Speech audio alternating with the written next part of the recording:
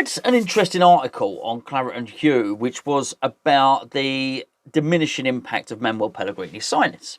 But aside from the point of the article, it made me immediately think, I wonder how many of David Moyes' starting 11 would he consider to be his team.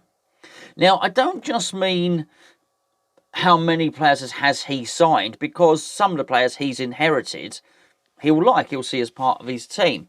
But just how much of a stamp has he put on it? How many of the players is he looking at and thinking, I'd like to ideally change that position and change that position? Now, when I talk about inheriting players, it's some of them he will be happy with. So what's his team? Well, I think Moyes will very much feel that Angelo Ogbonna is a part of his team, that Mikel Antonio is a part of his team, for example, even though he didn't purchase either of those players.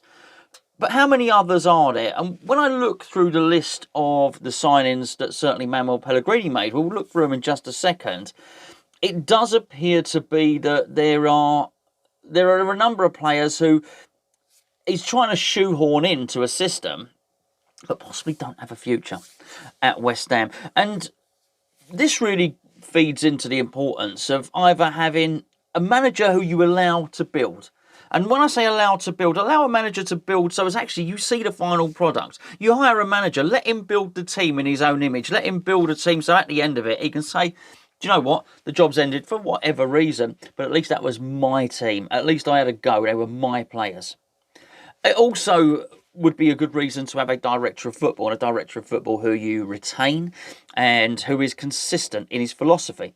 So when a new manager comes in, the new manager doesn't necessarily feel that he has to throw the baby out with the bathwater and change every single player because they don't fit his tactical plan. Why? Because you'd hope a director of football would choose a manager who played in a similar style and similar formation and liked the same sort of players as the previous manager.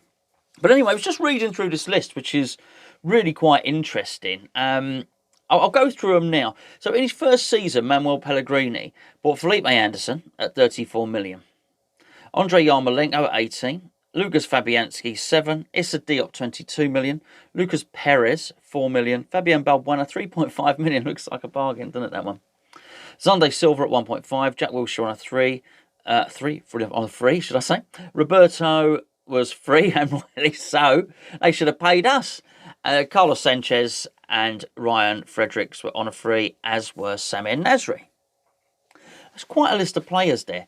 Now, in his second season, he bought in Sebastian Haller, 45 million, and the Fornicator for 25 million, Ajeti for 8, and Cardoso for 2.5. Now, as I'm reading through that, I'm thinking, okay, Yarmolenko, yes, he's been used, but let's be perfectly blunt here, he couldn't wait to get him out of the first team in many respects. Although I do feel that Moyes does like Yarmolenko. That being said, it might have changed following his substitute appearance against Manchester City. I'm joking, obviously. Lucas Fabianski, not a problem there. I think it's a Diop at 22 million. I'm not going to write Diop off as a flop yet. And I think he was unlucky that he came down with COVID-19. He had to isolate from the squad for 2 weeks. In that point, Balbuena came in, took his place. So I don't think that's over from him. Lucas Perez had obviously gone by the time Moyes had come in. Balbuena we've just discussed. Jack Wilshere, he clearly didn't want anything to do with. Roberto, well, that was one of the first things that Moyes did, wasn't it? He came in, one of the first things he did, so we've got to get rid of that goalkeeper. No one talks about that particularly, but I think, it's just we all knew it was wrong. Everybody had looked at it, and it was just a prudent and wise thing to do from a manager who came in and saw what one of the main problems at West Ham was instantly. Carlos Sanchez just didn't use him, did he? Got rid of him. Fredericks, I think the jury's still out. We just got Sebastian Haller, we're going to discuss in this video anyway. Pablo Fornals, well, he's in the team. He's in the team. I'll get to him in just a second. And Cardoso, well, he's just not going to feature. But we'll start at the top with Felipe Anderson. I think David Moyes tried to like Felipe Anderson. But certainly it was a case of him giving him a little chance. You had to think it was commitment.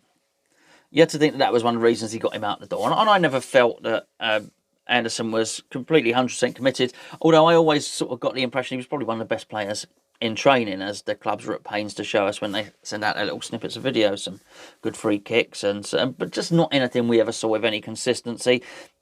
And let's be fair, his stats at the point of leaving over the last year have been nothing short of shocking. From a creative player, he wasn't scoring goals, he wasn't creating goals, and that's really no good. But I do think Moyes tried with him. That certainly is the case. Jack Wilshere, you never felt it was going to work for Jack. And I'm going to skip through these because I really want to get to the point of the video, which is how close are we to David Moyes' team. Ryan Fredericks, I think Moyes likes him. I think Moyes sees him as a squad member. But I think we've seen two examples of why Ryan Fredericks is not a David Moyes choice. The first one was Jeremy Ngakia. Ngakia came in initially because Fredericks was injured. And Ngakia basically kept his place when Fredericks was available again afterwards. The same is also true of Soufal, who's also just come in. Now, Fredericks has been in good form up until the point he got a knock and he had to go out of the team. It's now he's been available for another 2 games, yet still he's not been picked. So that's 2 occasions when an understudy has come in or a new player has come in to replace Ryan Fredericks because of injury, and Fredericks ain't been able to get back into the team. That in itself shows me that he's perhaps not a Moyes pick. Now, if I use another player as an example for argument's sake, Thomas Souček. You know, if Thomas Souček had a knock and someone else came in, let's say Mark Noble, Snodgrass, anyone you want, someone else came in and played in central midfield and had 2 really good games. As soon as Souček was fit, he'd be back in the team because he's Moyes' guy. He's one of Moyes' main guys. So, Fredericks, I don't think so. A Jetty he couldn't get rid of quickly enough, but let's be fair, Pellegrini signed a Jetty and even Pellegrini didn't fancy him. So that's that. Pablo Fornals is, I think he'll always have a place in David Moyes' squad. I really do. I think he loves his work rate, he loves his endeavour. He knows exactly what he's going to get out of him. I think when he puts the fornicator out on a pitch, he's thinking, I know what I'm going to get. If I get a goal and I get an assist, it's an added bonus. But he is just going to work hard and he's going to outrun his opposite number. Whoever's marking him or whoever's he's marking, probably more to the point, he's going to outwork them. He's going to give us a work rate in the attacking and midfield part of the pitch, which he's probably not going to get. Certainly, that's why you can understand why someone like Felipe Anderson, who's 10 times more talented probably than Fornals, didn't get a look in there. Do I feel that he is Moyes' first choice? No, I don't. I still feel that when Moyes does eventually put his stamp on a team, and it might even take 2 or 3 seasons, when you look at all of them, I think there's someone else for that position. I really do. I guess the only question is, will it be Ben Rama? Will Lanzini get his place back? Or will he go and buy somebody else? I do believe there was some interest in Eze, Abiri Eze. I really do. I think we were certainly looking at him. So I think that's really interesting in terms of those signings. The other one, Sebastian Haller. Somebody put a comment in one of the videos very recently, last couple of days, and they said they don't feel that Moyes trusts Sebastian Haller. I don't think that's got anything to do with it. I've got to be honest with you. I don't think it's a trust issue at all. I just don't think that Sebastian Haller fits the Moyes blueprint. I really don't. You can very much see when you were looking at Mikel Antonio what David Moyes wants to do. I hadn't thought once, not once, of Joshua King before he was linked with us. As soon as we were linked, I thought, I can see that. This guy fits him. Sebastian Haller just doesn't. For Sebastian Haller to thrive inside that Moyes team, then what he has to do realistically is David Moyes has to alter the team somewhat. So not only does Sebastian Haller come into the team, everyone else's job has to change slightly because Sebastian Haller is in the team. Now, that's all well and good, because we should actually, there's an argument to say, well, maybe with Sebastian Haller in the team, maybe we should be putting in more crosses, maybe we should be playing more to his strengths, maybe we should have someone closer up to him. Yes, and I would agree with that, but I would also argue the point that Moyes can be quite stubborn on this if he wants to, because now Moyes has a body of evidence where he can turn around and say, well, actually, what I'm doing is working. I think he was hung out to dry quite a lot by his own silly initial press conference, David Moyes, when he turned around and he said, I'm a winner. Winning is what I do amongst a certain number of managers. I've got a comparable win rate, something like that. It was very vague. It was an odd thing to say. But let's be perfectly honest, it's not the easiest thing to do, probably, to sit in front of a room full of journalists on your first day back in a new job. So that, I think, people were mocking him for that. Oh, yeah, and particularly when he was losing, people were quite quick to come back with, hold on, you lose games, you don't win games, Dave. At one point, I think he had, if you put both his stints together, he had one of the worst... one of the worst stats of many managers, if not any manager, never mind the best. But I think now, when you look post-lockdown, not just now, we're not just saying this off the back of 4 games, now he has some evidence to go to the players and really to the fans and say, well, look, I'm not involved in Sebastian Haller, he's not involved, and here's why, and here's my evidence. Now, how that plays out for Sebastian Haller, I don't know, but there's one thing I do know, which is very much at the start of the video, how much of the current team is David Moyes' choice would he see as something he would like to stand or fall by. Sebastian Haller won't be part of that. He won't be part of that at all. So just looking through the team, and that is really dealing with Pellegrini's signings, just looking through the team now, how many of David Moyes' team is he completely happy with that he would look in the team as in the mould of David Moyes? How many is he putting up with? I think they're 2 different things. That doesn't mean he's going to get rid of them. So I'll give you an example. Fabianski, I don't think Moyes sees him long term. I think he's more or less happy at the moment with Fabianski, but do I think he'll address it? I think he probably will. The right back, is he happy with the right back? Soufal, yes, I think so, but I think if there was... it clearly wasn't his first choice. It really wasn't. We were linked with numerous other players before we were linked with him, so it's really up to Soufal to impress David Moyes. But does he stick with a David Moyes? Will David Moyes appreciate his work rate because David Moyes got the mantra, don't run, don't play? Well, yes. So I think in many respects, whilst he might not be his first choice, I think Soufal probably is in the mould of David Moyes type team. And I think David Moyes will also feel that whilst he maybe doesn't improve players technically, the longer they spend under his tutelage, the more the players adapt to his tactics. I think you could look at Seamus Coleman as a great example of that.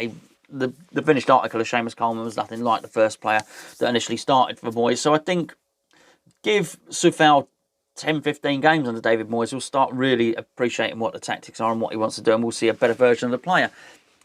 I still get the impression, I think Balbuena has impressed Moyes more than Moyes thought he would, but I still think it's a position Moyes is going to look to change. I think Ogbonna, put his age aside, Moyes is more than happy. I think he's one of the best centre-backs in the Premier League. I think Moyes probably thinks the same as well.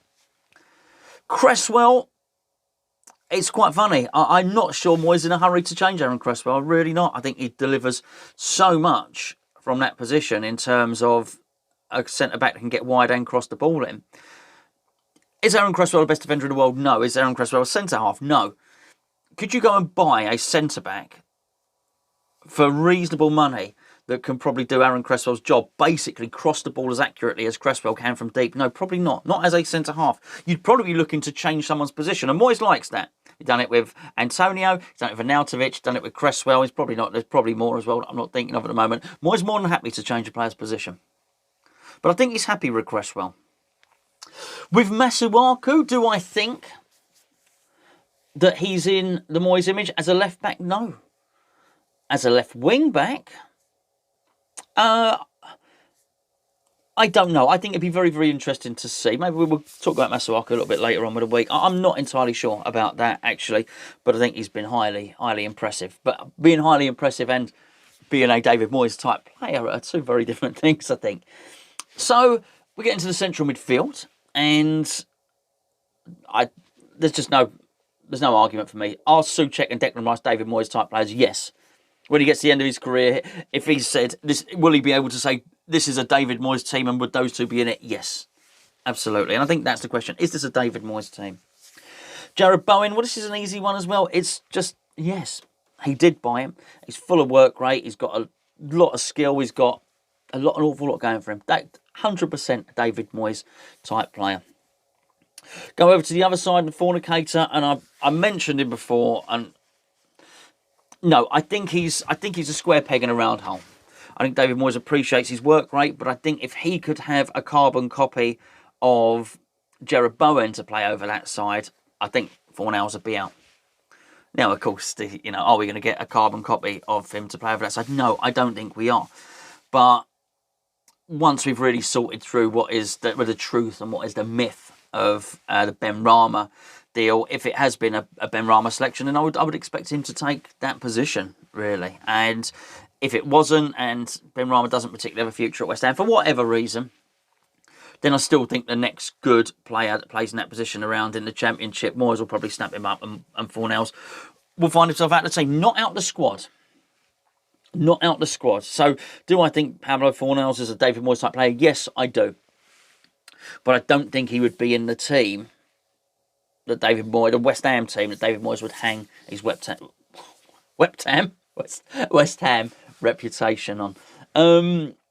Which leaves us with a striker. Do I think the striker? Yeah, I do. And the striker isn't, as I said, Sebastian Haller. The striker is, of course, Mikel Antonio. And I absolutely think 100% that he is the type. I mean, David Moyes' biggest problem is going to be replacing Mikel Antonio. I don't just mean in the long term, because I think he'll do his 2-year contract extension, and Mikel Antonio will be around for another couple of years at least. And I hope, and I'll be truthful, I hope David Moyes is around for another couple of years at least. But just because you ain't getting rid of him doesn't mean you haven't got to sort out somebody else. And as I mentioned earlier, the impact of the playing style of the team and the personnel within the team is too much for Sebastian Haller. So I'd expect Sebastian Haller to not be around, and actually a replacement or a substitute, an understudy, whatever you want to call it, to come in. And I wouldn't be surprised if that was Josh King either, by the way. That would not surprise me at all. So that's what I think. That's what I think about the team. How far is David Moyes away from his team? I think, in all honesty, despite how good we're doing, how well we're going, I think he's still about 4 or 5 players away from what he would consider to be his ideal West Ham team. Maybe that's 2, maybe 3 or 4. Maybe 3 or 4. But I still think there's room, which means there's still massive room for improvement as well. And quite frankly, I'm looking forwards to seeing it, because he's got some that are his choice. He's got some that he's happy to have inherited, and he's got some who he'd probably rather were not in the team, and he's going to look to replace the longer he stays at West Ham. Let me know what you think in the comments below. That's quite a big open question as well. And there you go. I'll tell you what I do. Hopefully you like the backdrop. It's just I've had all the green screen up to do some other video work that I've been doing anyway. So let me know what backdrop. I don't mind. I was going to say I don't mind it. I was going to say don't be cheeky. You can be cheeky, even if it's a cheeky and completely unrealistic one. Let me know what backdrop you'd like to see, and I'll pick one from the comments, and then later on in the week I'll do a video with a backdrop. Look, most of you are going to say Upton Park, I'm sure, or something like that, but maybe somebody says something completely different, and we go from there. Anyway, I'll catch up with you tomorrow.